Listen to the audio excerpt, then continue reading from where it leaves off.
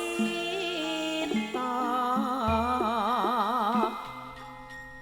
rananingku semengapura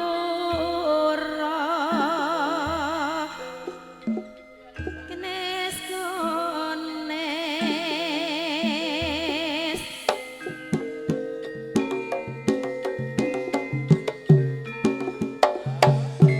tena prayitno sabda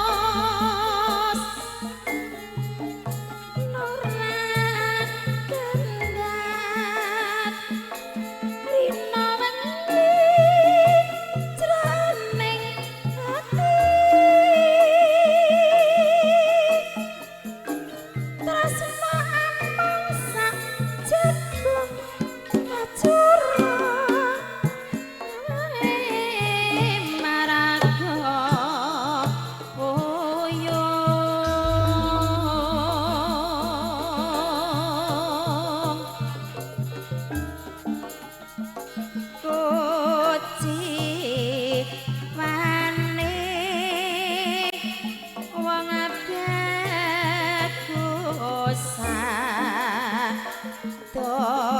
papane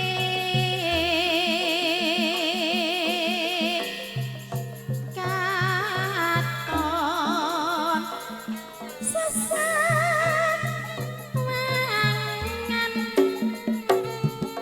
nanging kaya tanasa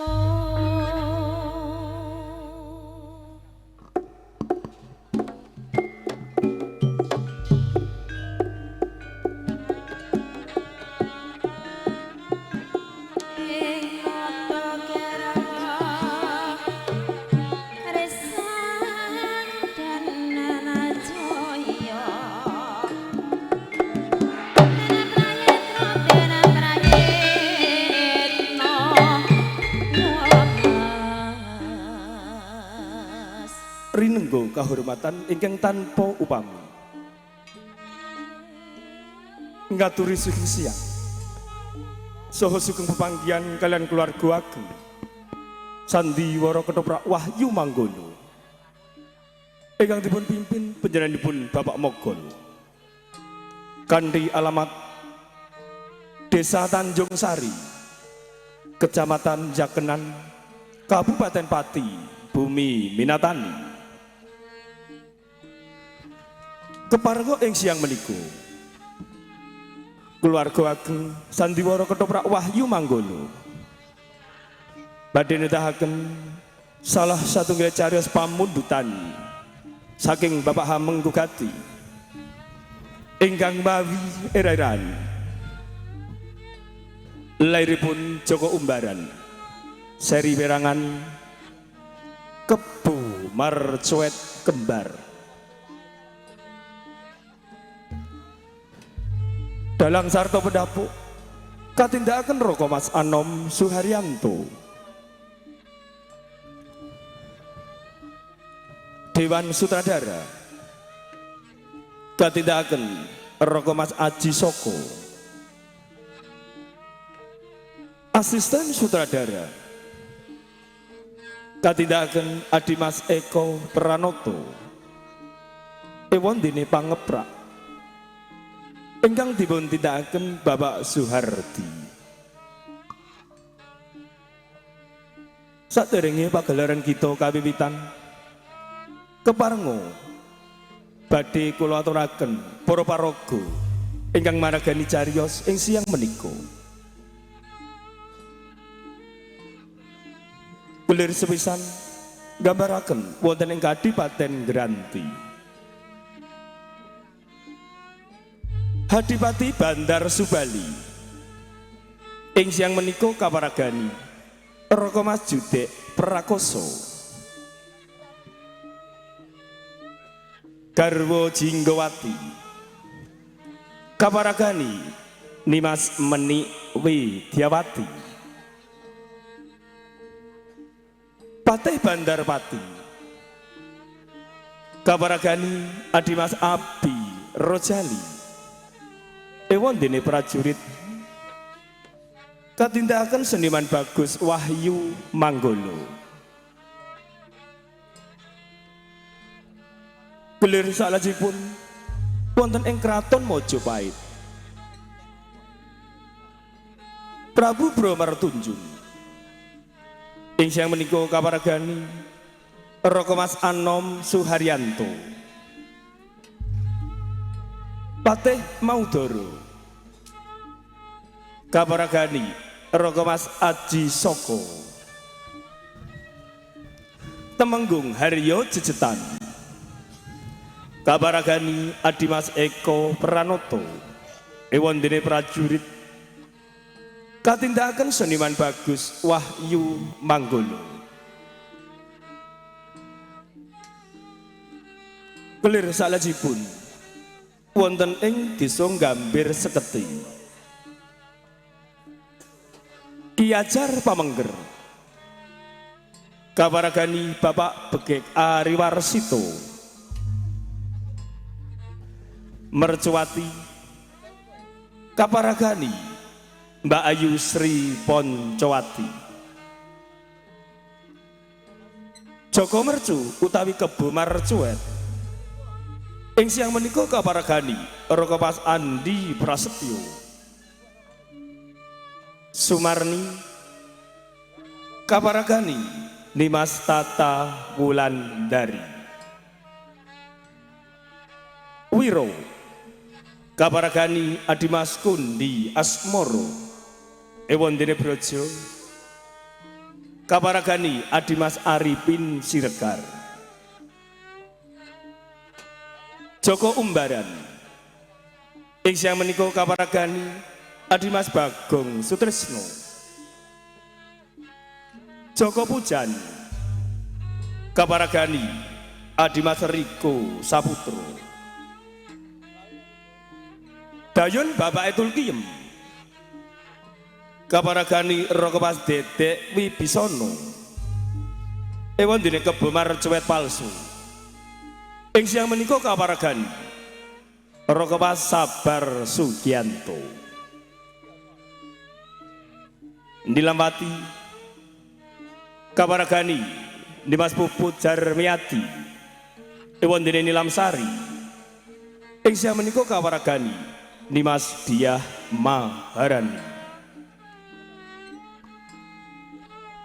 repat utawi dagelan ingkang badhe lipur manah panjenengan sami panjenengan badhe dipun lipur Wahyu Manggolo ingkang dipun tindakaken Cak Sariman Cak Sendor Adimas Rokim sarto Bapak Mogol ewondene emban katindakaken Siciup Arum Somplak kabiyantu Siswak Indah Kalola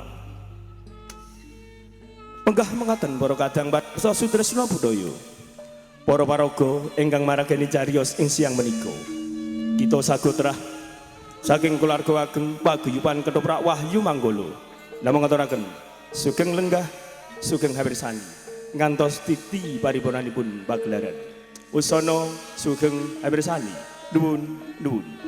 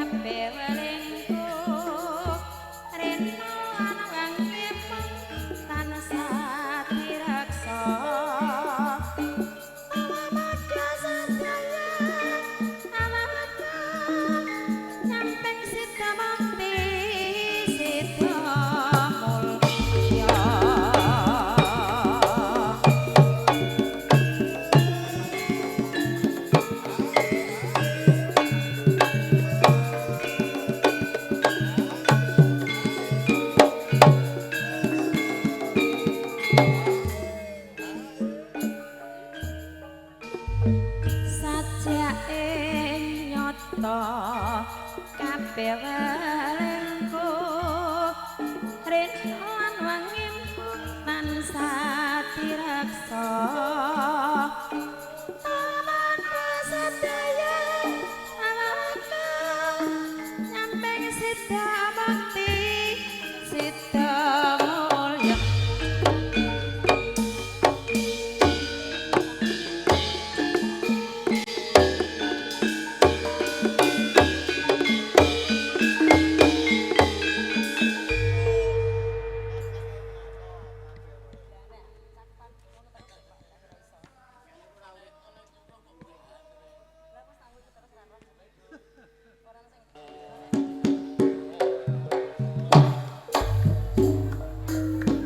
sing sayang sing rukun kawono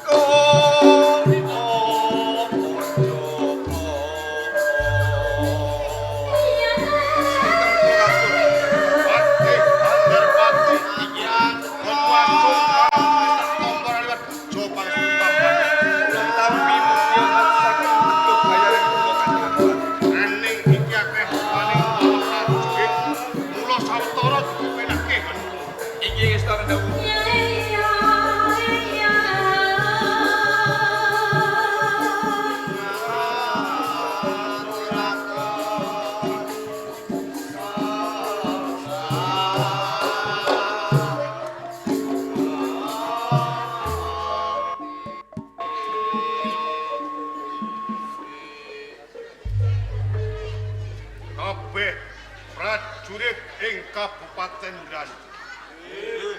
Kowe kabeh padha ngaturake sembah pangabekti tak tampa. Ora liwat puja pangestu tampanon. Sangat anggen kula dadosaken jimat kula. Kejaba saka kuwi panjenenganku bakal mundhut pirsa. Piye gaweane suwang-suwang? Nggih, wajiban kula naliti sedaya pisanan prajurit. Sakmenika sampun serwakan Kabupaten Nganjuk. Taji. Nggih. Wajiban kula namung jagi parikulan. Sakmenika boten wonten pawongan badhe lumebet wonten Kabupaten Nganjuk. Ngono. Dino. Wajiban kula jagi gedung pusaka wonten Kabupaten Nganjuk Kanjeng. Sakmenika boten wonten pusaka ingkang anis. Bagus. Suwun. Nggih. Wajiban kula teng Patung Sada Kanjeng. Sakmenika mboten wonten naeka praja ingkang nandhang grah. Kabeh padha bagas waras. Nggih. Ora ana sing nandhang lara. Mboten enten. Bagus. Kipli. Dawuh. Wajiban kula ngrumati jaran. Ngono. Yo. Ening kowe ngrumati jaran, tak jaluk kanthi banget. Jaran-jaran kuwi mau aja nganti kelemon. Aja nganti kuru. Sebabipun menapa? Kok nak kelemon ora kelar mlayu, nak turu tundoning mati. Yo. Nggih, Jaya Bada. Kewajibanmu piye? Jaya Bada. Kewajibanmu Kok sing ana ketengah ya. Sabar. Matur sing apik. kewajibanmu piye? Ono kesane Kanjeng Adipati. Pak Pancal semaran. Sabar sareh. Nyepele. Mboten. Jaya Bada nyepele karo aku. Heh? Mboten nyepele. Lah kok ora nyepele? Karepe niku sowan kula kunjuk. Heh. Karepe iki Sowan kula kunjuk. Mboten. ora misui. Mboten. Lah kok ora jelas kuwi mau. Tunawicara. Oh, cepet bule. Late pedhok. Nggih, jebule ilate gepok teh. Mboten dados menapa? Mboten dados menapa? Ngono ya. Mergo prajurit sing dibutuhake ora omongane. Leres awet menapa? Kula saged nampi Prajurit Jaya Bada menika. Iya. Nalika semanten damel lamaran kok ngangge tulisan, mboten ngangge wicantenan. Nganggo Dados kula mboten tulisan. ngertos. Ora ngerti lamun to dheweke ora iso omong. Nggih, lamaran niku ngangge tulisan. Ngono. Ning yen tak sawang dedeke iki ya kurang lho, Teh. Nalika semono kowe rak sing nampa. Nggih. Nah, kudune prajurit iki paling cendak, iki dhuwure 125. Lah iki 155. Menika kaunggulane Jaya Bada. Lah kok iso Menawi kaya ngono? perang campuh, Iya. sedaya prajurit ninggake naka, tartamtu netranipun sawang sinawang. Ngono. Jaya Bada kok glundungake wah, dados dom supe mbangu. Dadi mok dadekne bal. Nggih. Glundungno kon dhuwur. Kados ngaten. Kabeh prajurit padha nggledah. Mboten kawis tara Iya, iya, prajurit. iya, iya. Ora dadi sebab ya. Kowe ning Wahyu Manggala terus ya. Ya. Gojek sawetara ya, Teh. Iki mboten dados menapa Kanjeng. Sakwise Sato Tulungga pun aku bakal mundhut pirsa. Piye? Ngenani uriping para kawula katentreman ing negara. Kanjeng Adipati, Iya. estunipun sawetawis kula kepengin nunjuk atur wonten saha panjenengan nanging Hak ajeng perkara. salebete manah. Hak perkara apa? Bab panggesanipun para kawula. Kathah kawula panjenengan saperangan sami bebodro wonten negari sanes. Sebabe apa? Kula pawekdalipun kirang saya-saya kaum tani anggenipun olah kedhuk bumi menika mboten wonten kauntunganipun. Mergo rabuk larang. Inggih, Kamu barang sarwa munda. leres Ning winanci panen gabahe medun. kados mekaten. Yen to pancen perkara kuwi ing mengkone dadi penggalian. Ing mengkone panjenenganku bakal mbudidaya mamprih piye carane kabeh para kawula ing Kabupaten Granit. Inggih. Ping padha makmur-makmur. Kados mekaten. Kala wingi dalu Iya. kula pirembakan kalian Nayakara Praja utamane Tamtama ingkang mapan wonten ing Karang Pradesan. Iya, iya. Kula keng damel gedung abang ireng. Gedung abang iki. Inggih. Iki Boten apa? merah putih ning abang ireng. Iya, iya. Koperasi desa. Ngono. Dadi kowe gawe gedung abang ireng Leres. pamrihe kanggo mulyakake uriping para kawula. Kados ngaten inggih. Kabeh katentreman lan uriping para kawula iki ndak pasahke marang jeneng sira. Kados ngaten nyameng sadawuh. Mesti wae tuh tandha pitakon apa to sebabe nganti aku ngrangsekake Biswanan Agung. Menapa wonten bab ingkang damel bebundel manah panjenengan saengga panjenengan ngangsekaken Biswanan menika Kanjeng. Pancen bener apa sing dadi kandhang? Lajeng menapa darunanipun? Sak tenane wis pirang-pirang dina iki atiku bingung. Lah bingunge atiku iki ana sambungane marang sedane wong tuaku. Rama Adipati Haryo Subandari kala semono. Ana wong sing kandha lamun to sedane wong tuaku karo ana gerah. Uga ana saperangan sing ngandhakake lamun to sedane wong tuaku iki dikrenah dening pawongan. Lah mula kanthi kuwi rening kabar iki durung cetha. Aku bakal mundhut pirsa marang jeneng sira jalaran, jeneng sira pinangka dadi patih nalika Rama Adipati Haryo Subandar jumeneng Adipati Kabupaten Granit. Mesti wae jeneng sira ngerti lembarane sejarah sing wis kawuri ngenani sedane wong tuaku.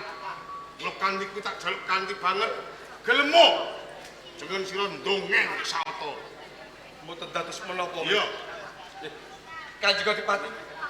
ampun ngantos kula nayak salah satunggalipun warangka ingkang dipun wastani ngincipi barang kang papat. Iya.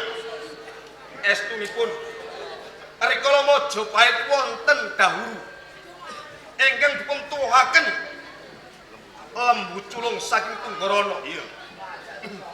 Prajurit menika wonten ing Majapahit mboten kuwawi nranggulangi kridane lembu culung.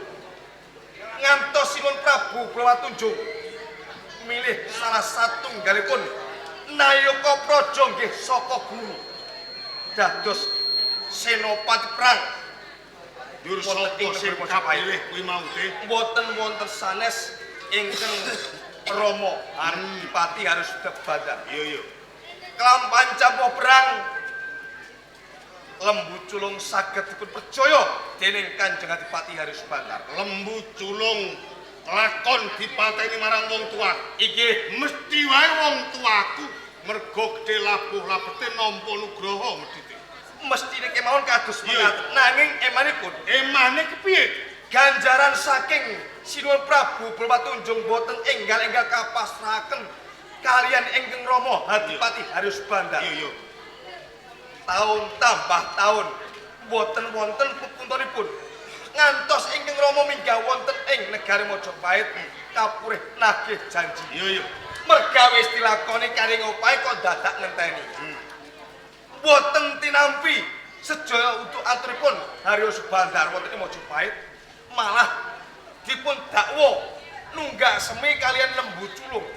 Tidak ono gak semi. Leres Sak banjure. murina punggalipun Kanjeng Adipati Harusubandar ngantos pasulayan Majapahit lan Ngranti.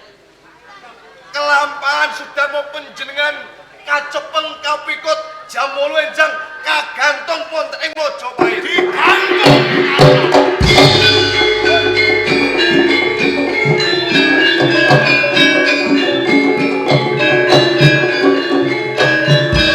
Menika larah-larahipun lembaran sejarah bab sedane Sudarmo panjenengan. Mila panjenengan dados Adipati wonten Kadipaten Ngranti. Menika ancik-ancik wanggenipun tiyang sepuh panjenengan. Boten langka menawi to sampun panjenengan pengin asok glondong pengarep-arep wonten ing negari Majapahit kula candhek Kanjeng Adipati. Adi kuwi sebabe lan jalarane. Saiki wis gamblang lan cetha perkaran.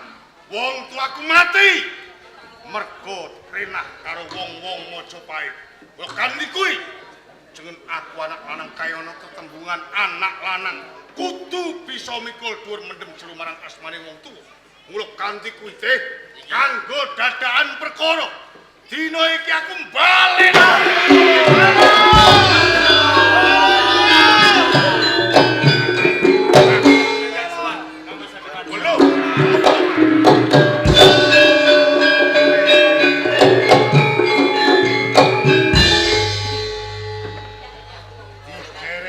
Prajurit penamping Supados dados seksi menapa ingkang dados unjuk atur kula wonten kersa panjenengan mangke. Haryo Jejetan Kau tinimbalan sakuse satata lunggupun kakang bakal mundhut. Rakya padha basuki to, Di. pikantuk berkah pangestunipun Kang Mas Adipati Bandar Subali.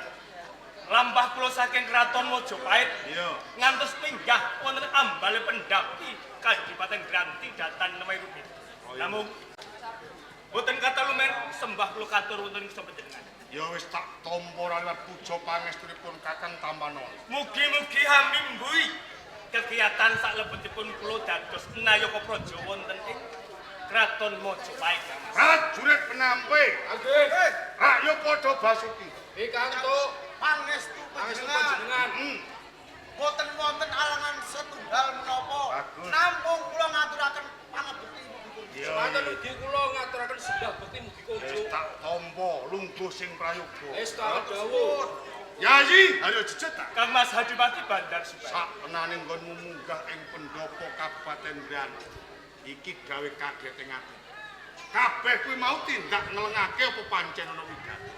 Doro walih menapa Kang Mas? Menawi sowan kula mboten tinimbalan, sampun wani nyak sagune Nayaka Sentana Praja. Iya. ingkang nembe kemawon marang sebo ngesa panjenengan. Kasaru wonten sowan kula tuhunipun wonten bab ingkang badhe kula unjukaken Kangmas. Yurwi gatine apa? Sepisan tuwi kawulanipun keluarga wonten ing Kadipaten Granti saiki sami bagas waras. Mbok menawa wae entuk pamujimu keluarga ing Kabupaten Granti kabeh padha bagas waras. Syukur menawi katen. Dungkap kaping kalihipun. Iya, iya. Manggenipun menawi unjuk atur kula menika babakan wewados. Kula suwun panjenengan ampun ndamel murina ing penggalih. Jalaran Iya, iya. sedaya kula nampi dawuh saking ngersa dalem sinuhun Prabu Bromartunjuk. Lumantar Kakang Patih Maudara. Iya, iya. Supados kepanggih panjenengan leripun setunggal kalih tiga sampun jangkep kawan piswanan wondene panjenengan boten nate netepi wajib sowan ngabiyantara wonten ing Majapahit asop ulu pawetu glondong pengarem-arem kagem Majapahit menapa darurat Dadi nggonku ora sowan ing Kraton Majapahit iki wis dadi rembukaning para saka guru lan dadi kemerening para adipati. leripun kados mekaten mila saking menika kula suwun kanthi sanget monggo Kangmas Adipati enggal-enggal mecolan paring dawuh menapa darunanipun. Rening jengen sira wis nyuwun pirsa perkara kuwi. Aku bakal terus terang tanpa tedengan. Niki. Apa sebabe nganti pitung Piswanan Agung aku ora sowan ing Kraton Majapahit. Cecane aku mbale lho.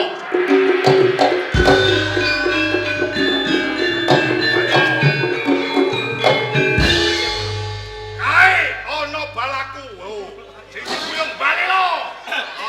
Cocok. Panjenengan mbalelo saking Kraton Majapahit. Yo, Tartamuan gadhahi pawatan lan dasar-dasar ingkang gumathok. dasare maton mergo aku ora nrimakake bab perkara patine wong tuaku sing digantung ing alun-alun Kraton Majapahit. Kangmas Adipati, Piye? menawi ngaten cariyos-cariyos lalampahan menika sampun kabeh. Aku wis ngerti kabeh. Panjenengan sampun mangertosi sudarma panjenengan pejah saking tiang-tiang Majapahit kalebet Sinuhun Prabu Bromartunjuk. Bener.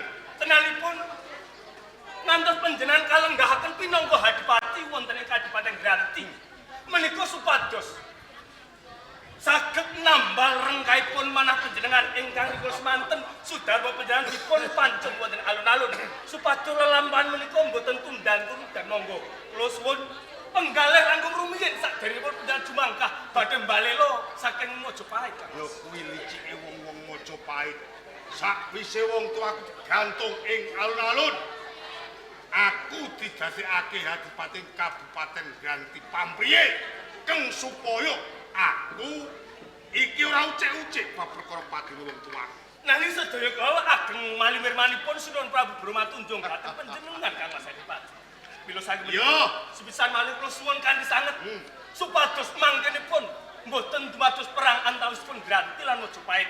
Monggo kersa panjenengan kula dherekaken sowan ngabiyantara wonten Majapahit menawi mangkenipun panjenengan nampi pidana saking ngersa dalem kula ingkang sagah nyuwunaken pangenteng-enteng tumrap panjenengan Kangmas. Wis gembleng tekad.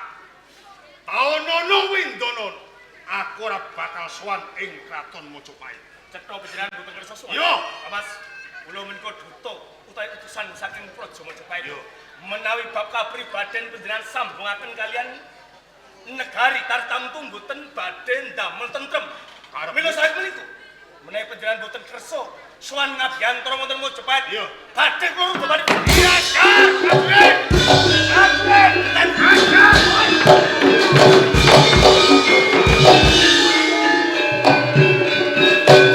balik ki harus start.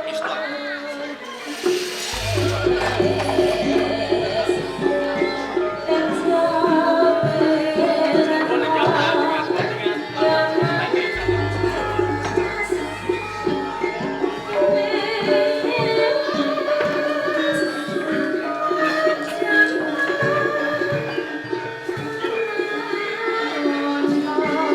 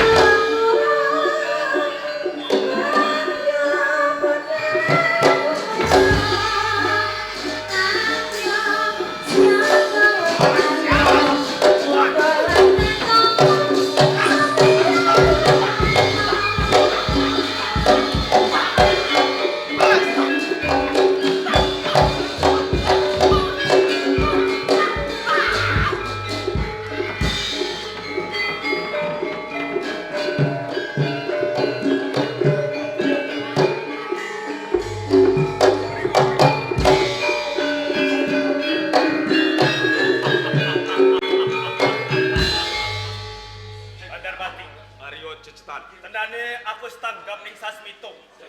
Lelakon-lelakon rikala semono ora bakal ngerti Adipati Bandar Subali lamun to kowe ora mentut durungan. Pancen kabeh mau tak sengaja. Lamun toh Kanjeng Adipati Bandar Subali ora mengerti bab perkara iki. Kabeh wong ning Kadipati Granti mesti wae saben dina dita-ita almu Mojopahit. Mung karana saka ucapmu saiki perang kang gegemuran Mojopahit lan uga Granti. Itu men welangane prajurit kawula sing ora ngerti kentang kimbule perkara mati karena senjata. Wis lumrah mergo prajurit gawean wong perang. Lamun to wis sabela wong Mojopahit. Ing kene uga bakal tak katutke desamu, tak sirnake saka jagat bebrayan. Babu.